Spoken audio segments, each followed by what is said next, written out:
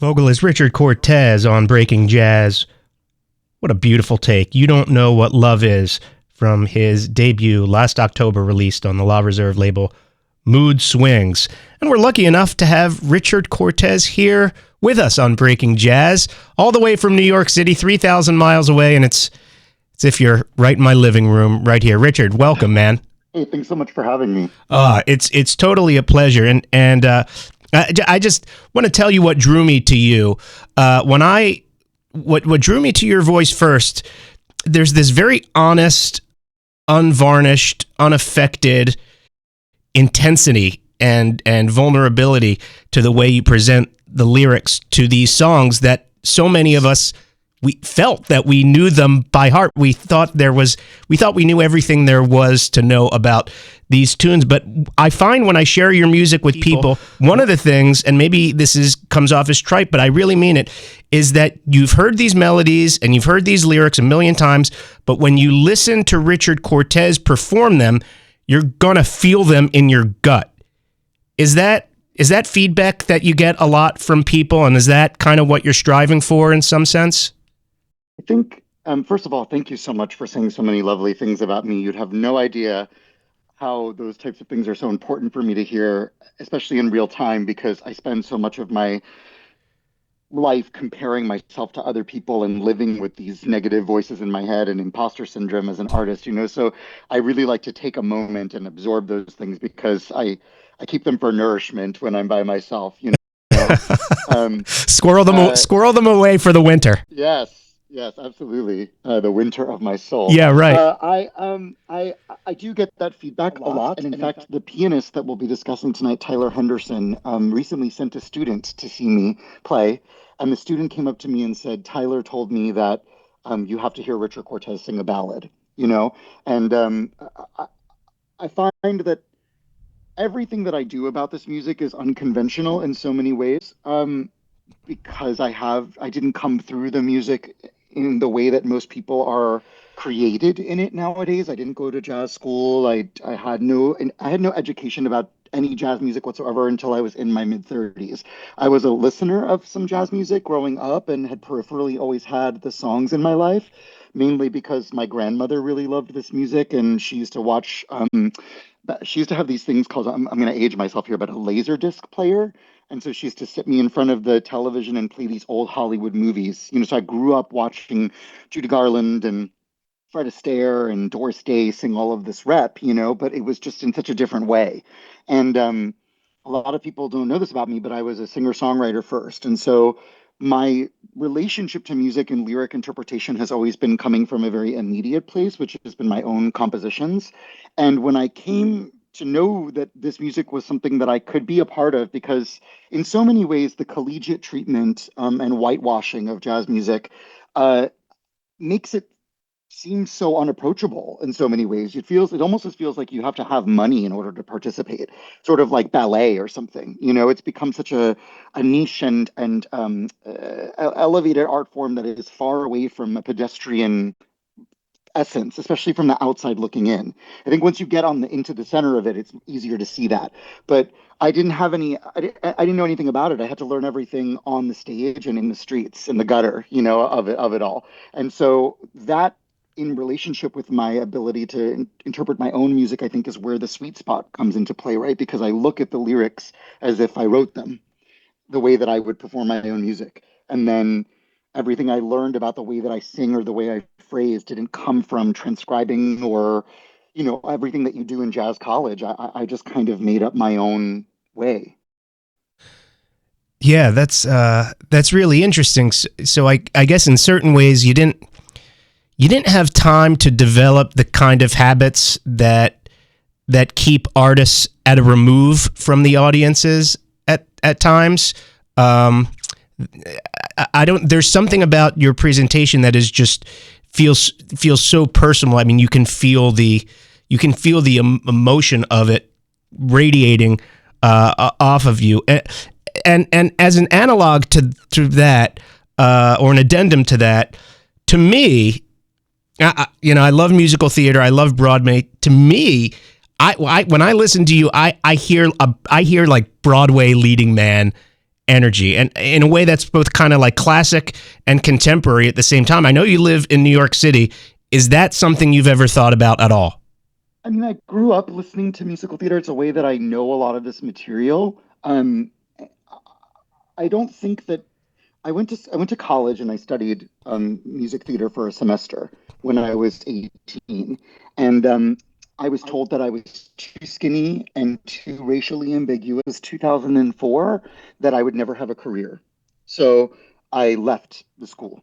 It was a conservatory in New York, and so I basically they were like, "You're too scrawny, your voice is too unique, you're too brown, but not brown enough." Like it all kind of just left a really bad taste in my mouth.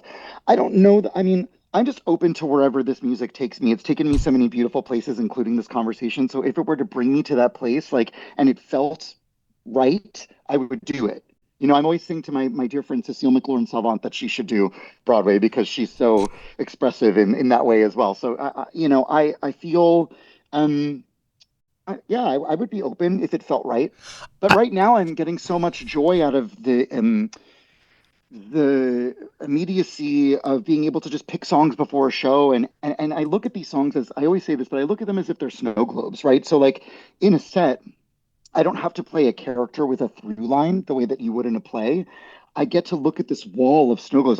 Every gig that I do, I take this.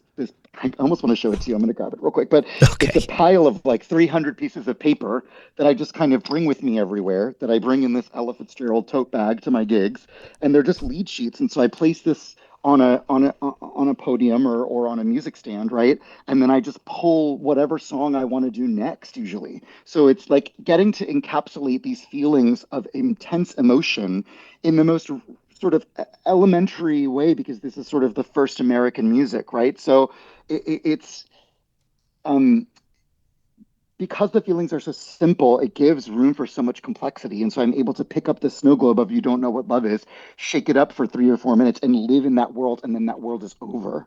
So it's more vignette based than it really is with like a linear story. Interesting. I love that, and in my opinion, as someone who loves the Great American Songbook standards, I think that you're doing an incredible service to the music by keeping interpretations of so incredibly fresh. I mean, you're just infusing brand new life into these tunes. They're not just ghosts when you sing them. They're alive, and maybe for a whole new generation of listeners, which is, I think, really encouraging, and I think encouraging for a lot of people who adore this music. Let's talk about your new record a bit. Your new album, Nightbird. Very quickly, but yeah. Before we do, if that's okay, Please. like to tell you a little bit about "You Don't Know What Love Is," because it's interesting. All of the things that you're saying, first of all, are very lovely. But I remember being in the studio recording that vocal, and I dedicated it to all of the men who lost their lives to HIV in the 80s, and it was sort of this meditation on all of the people that weren't there to raise me. I didn't have, there's a whole generational gap in my community. And so when I did that rubato chorus, it's like what you're hearing is me telling the story.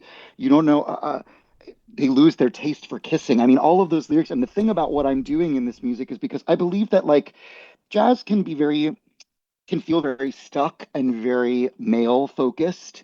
And I think, and it's like there's a heteronormativity to all of this. And so for me, I think like expanding the identity within the music expands the storytelling and the folklore of it all. And so like the way that an ocean has many rivers that lead out of it and to it, like I think the further we expand identity within this music, the further the stories will reach people and how different the stories can be told. And I think that that's what you're touching on is a jazz vocalist. And so coming in from the back door, it gave me this opportunity to say, I see these lyrics in a different way because I'm not seeing them as someone who's brokenhearted. I'm seeing an entire community brokenhearted when I'm singing this.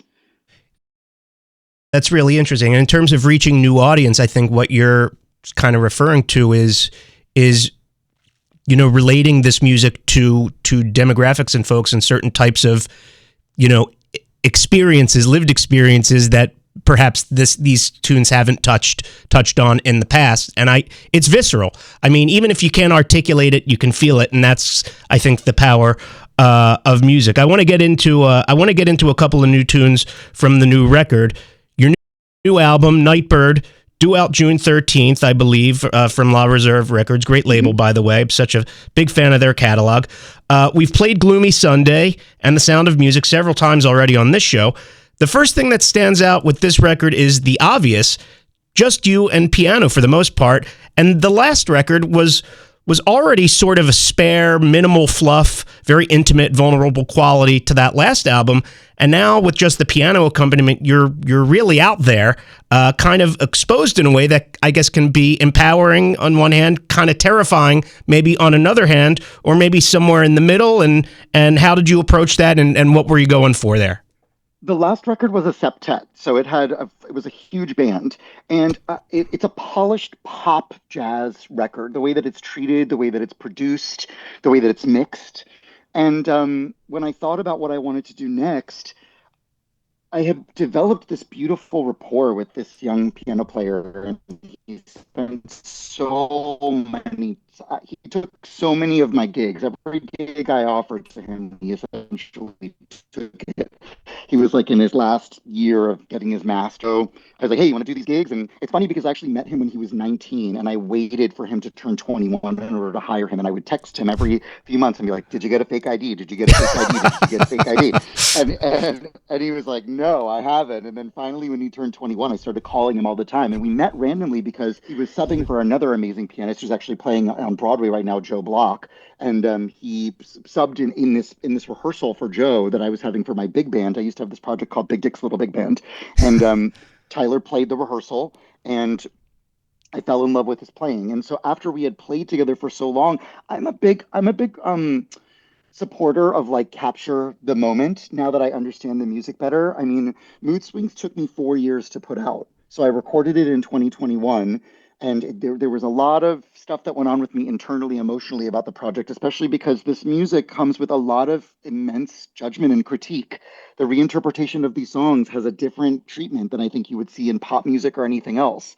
People are comparing you to the greatest performers of this work. And so I had a lot of hesitation in putting this out. But now I understand, if you've got a good thing going, get in the studio, record it, mix it, master it, and get it out and move on. And that's the way that a lot of these people that were getting paid. It's so funny now, things are so different. Like, you pay thousands and thousands of dollars to make a record, when in reality a band would come through an American town and they'd be like, hey, do you want to make $300 real quick and cut these tunes for us and we'll throw them on the radio? So I think, the culture of this is to like do it very quickly and capture what you're doing in the moment. And with Tyler, the beauty of his ability to accompany me was really what I wanted to show the world. And also, I wanted to step away from that polished presentation of Mood Swings, which is so funny that you see it as so intimate, because I think Nightbird is actually a far more intimate expression. There was nothing to hide behind. There's no bass, there's no drums. It's just me. All the good, all the bad. Yeah, I mean, like it that way. Your performances are always intimate, and you've got there's something to your style that sort of accentuates a brevity, that like a spareness to it. So even when you're surrounded by a lot of pieces, that still shines through. And that's kind of what I meant about the last album. But with this album, I mean, there's no doubt about it. There's nowhere to run, nowhere to hide. You're like a pitcher on top of the pitcher's mound in Yankee Stadium up there, But I also wanted to put myself out there and be judged. Yeah. I wanted to get to the other side of the line, which is, if you don't like my singing, or you don't think I don't belong in this music, or whatever it is from the outside in, here's just me with a piano. So if it's not for you, then don't listen to it, but you're going to see me as naked and as vulnerable as possible, which is how I like to interpret this music. I think I also think I wanted to do something that helped me get over my own fear of what other people thought of me. Yeah. Totally. It's a little bit of a Batman approach, put yourself in the Batcave and surround yourself with the thing that scares you the most. And you've become something of a superhero in the process, maybe we can say. The next one I'm going to go with here, really beautiful take on Sammy Kahn and Jimmy Van Heusen's All My Tomorrows. Anything you want to share about this one before we share it with the Breaking Jazz audience here? Yes, we selected this record because Tyler and I both know someone who's terminally ill. And so when we were selecting the material, this record has one dedication on it, and that's this tune. And so in the booth, I remember like similarly to the last song, like meditating and thinking specifically about this person and my exposure to them and understanding that like the song All My Tomorrows has a different meaning when there are endless tomorrows, but when your days are numbered, it's such a different thing. It was really a specific focus on how many tomorrows does this person have, and I wanted to capture something past before the record came out. It's beautiful. Let's go to this one, and then we'll come back on the other side with more from the wonderful vocalist Richard Cortez. This one from Nightbird, due out once again June 13th, La Reserve Records, accompanied by Tyler Henderson on piano, Richard Cortez, and All My Tomorrows. Vocalist Richard Cortez here on Breaking Jazz, a simply gorgeous tune, Grovel, the name of it, and the album from which it comes, Nightbird, and that one is due out June 13th on La Reserve Records, accompanied by Tyler Henderson on piano, as well as the Sun House Singers, comprising June Cavlin, Kate Cordham, and Joey Bianco. Richard, one of your originals, a gorgeous, gorgeous tune. What are some of the thoughts and feelings you have associated with that one? The songs that was on my last project of original material, so I was very hesitant to incorporate original songs into my interpretation of this music because I wanted to be taken seriously as a jazz vocalist and as a minority and somebody who does not have all of the seals of approval of a college or a professor or all of this networking that comes with going to those schools and sort of paying your way into the music and learning through that way. Um, and just know when I speak about that, I don't mean that in a negative way necessarily. It's just everybody, there's more than, one way to get to this. And so for me, I knew that I had to play it really safe and present the material in a way that was deliberately traditional so that I could be taken seriously in the genre. I needed to get in the center of the word jazz or, some great American songbook interpretation. So to incorporate original songs really then puts you in the songwriter role and something that I was trying to get away from. I mean, I had been releasing original material since I was 18 years old. When I was 18, I was approached by a record label in New York City and a production company, and they wanted to give me a record deal for my original songs, but I had to sign a contract that said I would lie about my sexuality and that I would get a girlfriend for public appearances and go to speech therapy classes to learn how to sound less gay when I talked. And so I left that opportunity. I turned it down, obviously, and they had worked with Ricky Martin and Madonna and all of these people. Wow. The company, the production company, was affiliated with those artists, so it was a very big deal. Wow. And I stepped away from that and started my own record label, Wallenberg Records, which is what you tried to email me at. And I released material all of these years. I think I put out 15 records of original songs, which I've now since taken down. So the only record that I have of my original songs that's still out there, and I get emails from fans and DMs all the time, like, "What happened to your old songs?" Like, but I really wanted to move into this space because honestly, like having someone be able to listen to the songs you wrote when you were 18 years old, like it's very naked and felt like journaling. And I just felt like the songs had their life and that part of my artistic expression had its life. And I wanted to take that down. And when people looked me up, they predominantly saw jazz, especially now that I'm with La Reserve. But Grovel, I mean, when Tyler reharmed it and helped me work it in a way that sounds like a jazz standard, I thought, and then June had heard me sing it at Club Cumming, Alan Cummings Club, down on the Lower East Side, which I ran a jam session at and performed at for many years. And it actually was the only, as far as I know, LGBT space that held it. It was the only jam session that took space at a queer bar in the United States or in the world, I think, for as long as it was. So it was kind of like my claim to fame thus far. But the song coming from my last record, I took a chance. I wanted to put it on there, and June wrote this beautiful arrangement for the Sun House Singers, and that song it's difficult for me to perform. I mean, I can't even listening to it just now. It's an incredibly vulnerable part of my identity. The reason why I stopped singing original songs was because, and what I love about the Great American Songbook is that it gives me this Vaseline over the lens to my feelings. Like I'm interpreting someone else's lyrics and not my own.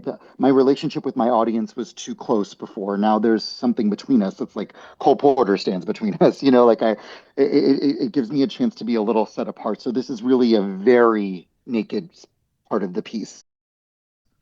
Yeah, I mean, I certainly I understand wanting to detach a little bit and be at a remove, but I at least for me, what you do that separates you is that you are so and you do, it's your emotion, the emotion that comes out of the tune, it's palpable, and I think you really connect with listeners on a visceral level directly, and that my friend, I believe is your superpower, and that really is what separates, to me, you from a lot of the other folks that we hear doing jazz. So please never lose that.